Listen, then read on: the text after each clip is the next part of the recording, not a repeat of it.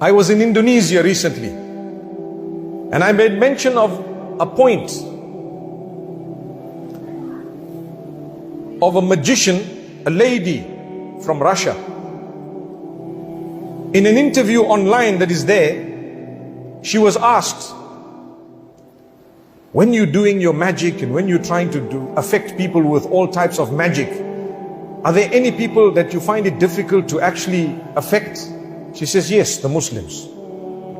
The practicing Muslims who pray 5 times a day. These are the words of a non-Muslim. Go and check it out, it's there. Why? She explains that when they pray, there is a strength. And there is like a dome around them, you just can't get through. Allahu Akbar, Allahu Akbar. Wallahi, these are non-Muslims telling you. And you think that this Quran we have been blessed with is something minor. Let's listen to her. When faced with various religions, it is very difficult to influence Muslims.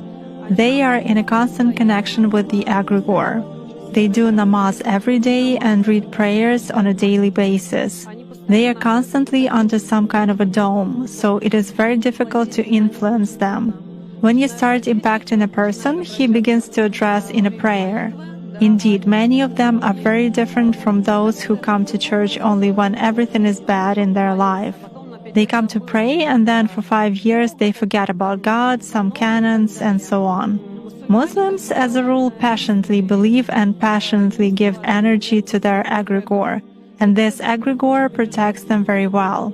That's why it is very difficult to work to make any kind of influence on a true Muslim believer. Is this some kind of a good egregore? Well, for them, yes. This egregore is good for adepts who contribute good energy to it. How do you sense it? For instance, you have found an energy trace of such person. What's next? Do you try to drag him somehow to visualize this threat and you fail? Or how do you do that? It disappears. I cannot get a grip on it. I focus on it, but something immediately knocks me out of